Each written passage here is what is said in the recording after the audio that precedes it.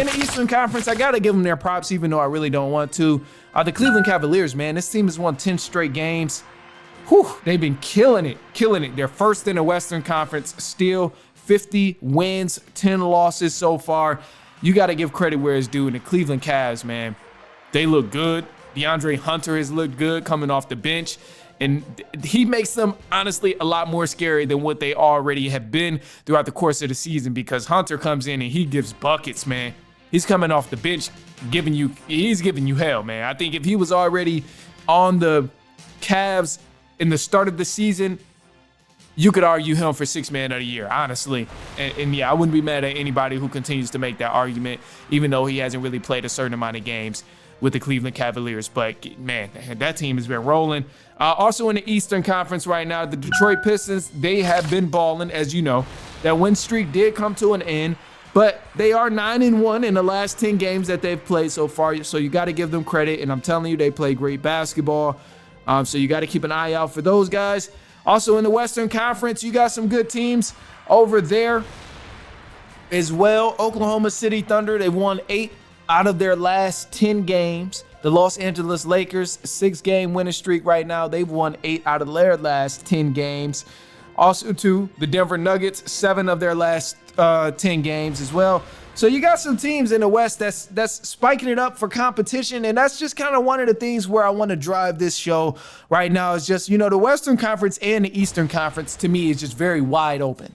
It's kind of open up for grabs. The East is definitely up for grabs. I mean, a person can vouch for the Boston Celtics, can vouch for the Cleveland Cavaliers, but ultimately, depending on who these guys match up with, will determine if they end up going all the way to the finals. And then, of course, as you know, health is always the ultimate factor in whoever succeeds. Because last year, you could argue that the Celtics don't even see the finals if you ran into a healthy Knicks team, or you ran into a healthy Pacers team, or a healthy Cleveland Cavaliers team. Everybody they played was hurt.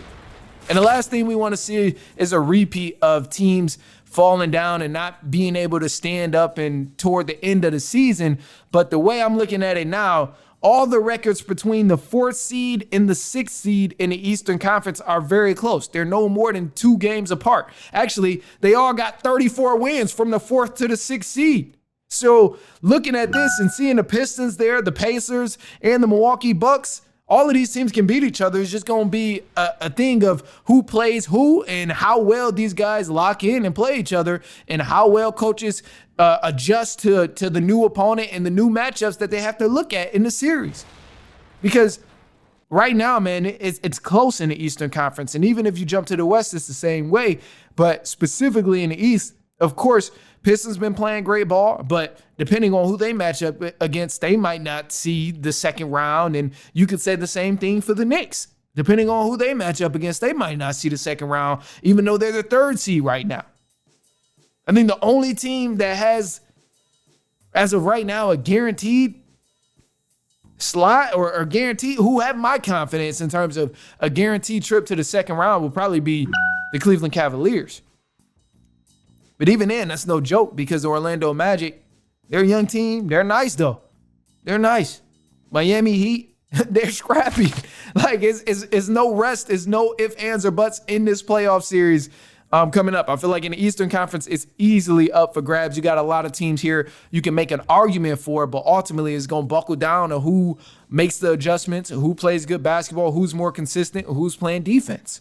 And when you look at the Western Conference, literally the same exact thing. OKC is number 1 right now in the Western Conference, but the Lakers are right there. Won 8 of their last 10 games, and they've been balling. I think we're just now seeing the start of the Lakers heating up with Luka Doncic and LeBron, but that is a scary duo that you would want to run into in the playoffs.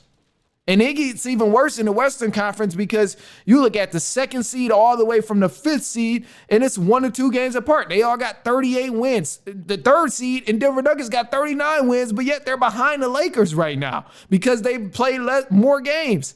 And the Lakers got a higher win percentage right now. So, it can go either way. And this is fun. This is where it heats up in the season. This is where things get interesting of like who's going to win and what team's playing the best toward the end of the season, because when playoffs start, it ain't no more excuses. It ain't no more excuses at all. And then if your team like the Oklahoma City Thunder, Man, first seed right now, you don't even have a rest week. If the season ends today, you don't even have a rest week because OKC would either be playing Minnesota Timberwolves or the Golden State Warriors. You don't want to see either one of them in the first round.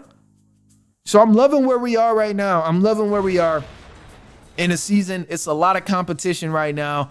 And above all, you know, some of the teams that stand out to me in terms of what they're doing right now. Obviously, I got to give credit to the Lakers, man. I didn't really want to give the Lakers their credit as soon as they teamed up with Luka Doncic and LeBron.